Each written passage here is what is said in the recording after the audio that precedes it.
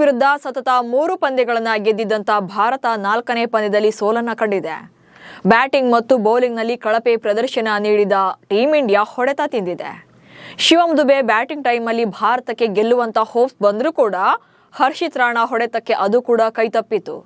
ವಿಶಾಖಪಟ್ಟಣದಲ್ಲಿ ನಡೆದ ಪಂದ್ಯದಲ್ಲಿ ಭಾರತ ಸೋಲೋಕೆ ಕಾರಣ ಏನು ಅನ್ನೋದನ್ನ ಈ ವಿಡಿಯೋದಲ್ಲಿ ಹೇಳ್ತೇನೆ. ಹಾಗೆ ಭಾರತದ ವೀಕ್ನೆಸ್ ಬಯಲಾಯ್ತಾ ಅನ್ನೋ ಬಗ್ಗೆ ಕೂಡ ಮಾಹಿತಿಯನ್ನ ನೀಡ್ತೇನೆ. ನಾನು ಶಾಂತ.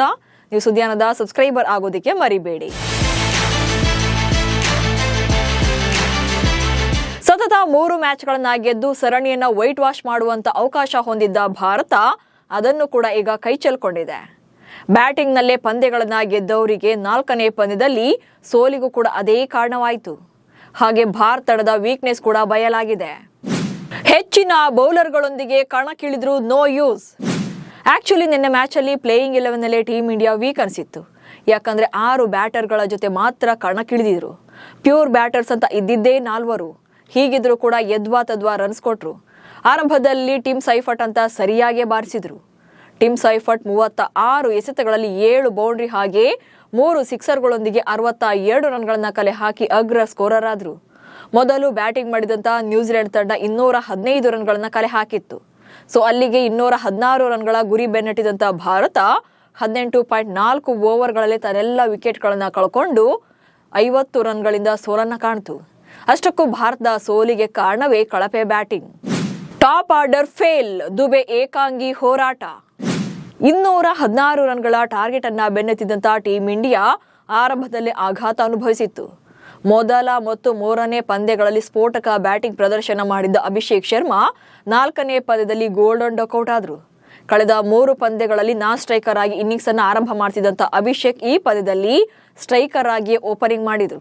ಬಟ್ ಬ್ಯಾಡ್ ಲಕ್, ಫಸ್ಟ್ ಬಾಲ್ನಲ್ಲಿ ವಿಕೆಟ್ ಅನ್ನು ಕೊಟ್ರು.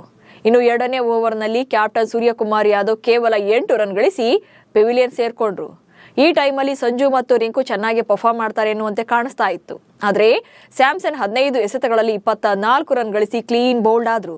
ಸತತ 4ನೇ ಪಂದ್ಯದಲ್ಲೂ ಕೂಡ ಅವರಿಂದ ಬಿಗ್ ಇನ್ನಿಂಗ್ಸ್ ಬರಲಿಲ್ಲ. ಆನಂತರ ರಿಂಕು ಸಿಂಗ್ 39 ರನ್ ಗಳಿಸಿದ್ರೆ ಹಾರ್ದಿಕ್ ಪಾಂಡ್ಯ 2 ರನ್ಗಳಿಗೆ ಔಟ್ ಆದ್ರು. ಸೊ ಈ ಟೈಮಲ್ಲಿ ಭಾರತ 150 ರನ್ಸ್ ಅಷ್ಟರಲ್ಲೆಲ್ಲ ಆಲ್ಔಟ್ ಆಗುವಂತ ಸಾಧ್ಯತೆ ಕಾಣಿಸ್ತಾ ಇತ್ತು. ಆದ್ರೆ ಈ ಟೈಮಲ್ಲಿ ಏಕಾಂಗಿಯಾಗಿ ಹೋರಾಡಿದಂತ ಶಿವಮ್ ದುಬೆ ರನ್ ರೇಟ್ನ 12ಕ್ಕೆ ತಂದಿದ್ರು. 15 ಓವರ್ಗಳು ಮುಗಿಯೋದ್ರೊಳಗೆ ಸ್ಕೋರ್ನ 145ಕ್ಕೆ ಏರಿಸಿದ್ರು. ಆದ್ರೆ 15ನೇ ಓವರ್ನ ಕೊನೆ ಎಸೆತದಲ್ಲಿ ಹರ್ಷಿತ್ ರಾಣಾ ಹೊಡೆದಂತ ಚೆಂಡು ಬೌಲರ್ ಕೈಗೆ ತಾಗಿ ಸ್ಟಂಪ್ಗೆ ಬಡ್ದಿತ್ತು. ದುಬೆ ಅಷ್ಟಲ್ಲಾಗ್ಲೇ ಕ್ರೀಸ್ ಬಿಟ್ಟಿದ್ರಿಂದ ರನ್ಔಟ್ ಆಗ್ಬೇಕಾಯ್ತು. ಬಹುಶಃ ದುಬೆ ಬಿಗ್ ಹಿಟ್ ಬಾರ್ಸಕ್ ಹೋಗಿ ಕ್ಯಾಚ್ ಕೊಟ್ಟಿದ್ರು ಅಥವಾ ಬೋಲ್ಡ್ ಆಗಿದ್ರು ಅಷ್ಟೊಂದು ಹರ್ಟ್ ಆಗ್ತಾ ಇರ್ಲಿಲ್ಲ. ಒಂಥರ ಬ್ಯಾಡ್ ಲಕ್ ಅನ್ನೋ ರೀತಿಯಲ್ಲಿ ಅವರು ರನ್ಔಟ್ ಆಗಿದ್ದು ನಿಜಕ್ಕೂ ಕೂಡ ಅವ್ರಿಗೆ ಮಾತ್ರ ಅಲ್ಲ, ಕೋಟ್ಯಂತರ ಭಾರತೀಯರಿಗೂ ಕೂಡ ಹರ್ಟ್ ಆಯ್ತು. 23 ಎಸೆತಗಳಲ್ಲಿ 65 ರನ್ ಗಳಿಸಿದ್ದ ದುಬೆ ಆಟ ಮುಗ್ದಿತ್ತು. ಸೊ ಅಲ್ಲಿಗೆ ಭಾರತದ ಗೆಲುವಿನ ಕಾನ್ಫಿಡೆನ್ಸ್ ಕಂಪ್ಲೀಟ್ ಆಗಿ ಕುಸಿದಿತ್ತು. ಬಳಿಕ 18.4 ಓವರ್ಗಳಲ್ಲಿ ತನ್ನೆಲ್ಲ ವಿಕೆಟ್ಗಳನ್ನ ಕಳ್ಕೊಂಡು ಭಾರತ 165ಕ್ಕೆ ಆಲ್ಔಟ್ ಆಯಿತು. ಅಲ್ಲಿಗೆ ಭಾರತ ಪಂದ್ಯವನ್ನ ಸೋತು ವೈಟ್ ವಾಶ್ ಅವಕಾಶವನ್ನ ತಪ್ಪಿಸಿಕೊಳ್ತು. ಬಿಗ್ ಟಾರ್ಗೆಟ್ ಕೊಟ್ರೆ ಗೆಲ್ಲಲ್ವಾ ಭಾರತ? ಇನ್ನು ಈ ಪಂದ್ಯದ ಮೂಲಕ ಭಾರತದ ವೀಕ್ನೆಸ್ ಕೂಡ ಬಯಲಾಗಿದೆ. ಅದೇನಂದ್ರೆ 210ಕ್ಕಿಂತ ಹೆಚ್ಚಿನ ಟಾರ್ಗೆಟ್ ಅನ್ನ ಫಿಕ್ಸ್ ಮಾಡಿದ್ರೆ ಭಾರತ ವಿರುದ್ಧ ಗೆಲ್ಲಬಹುದು ಎನ್ನುವಂತಾಗಿದೆ. ಭಾರತ T20ನಲ್ಲಿ ಒಮ್ಮೆಯೂ ಕೂಡ 210 ಅಥವಾ ಅದಕ್ಕಿಂತ ಹೆಚ್ಚಿನ ನಂಬರ್ನ ಇವರು ಟಾರ್ಗೆಟ್ ಅನ್ನ ಚೇಸ್ ಮಾಡಿಲ್ಲ. ಭಾರತ ತಂಡದ ಯಶಸ್ವಿ ಚೇಸಿಂಗ್ ಅಂತ ಇದ್ರೆ ಅದು 209 ರನ್ಗಳು. ಹೀಗಾಗಿ 210ಕ್ಕಿಂತ ಹೆಚ್ಚಿನ ರನ್ ಗಳಿಸಿದ್ರೆ ಎದುರಾಳಿ ತಂಡಕ್ಕೆ ಗೆಲುವು ಖಚಿತ ಎನ್ನುವಂತಾಗಿದೆ. ಈ ಪಂದ್ಯದಲ್ಲಿ ಕಿವೀಸ್ ಪಡೆ ಕಲೆ ಹಾಕಿದ್ದು 215 ರನ್ಗಳನ್ನ.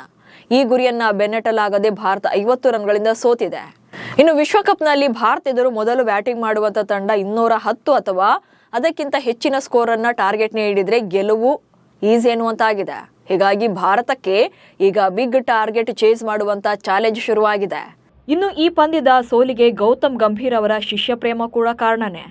ಇಶಾನ್ ಕಿಶನ್ ರನ್ನ ಪ್ಲೇಯಿಂಗ್ 11ನಿಂದ ಕೈಬಿಟ್ಟಾಗ ಶ್ರೇಯಸ್ ಅಯ್ಯರನ್ನ ಆಡಿಸಬಹುದಿತ್ತು. ಆದರೆ ಅದನ್ನ ಬಿಟ್ಟು 5 ಫಾಸ್ಟ್ ಬೌಲರ್ಗಳನ್ನು ಆಡಿಸಿದ್ದಾರೆ.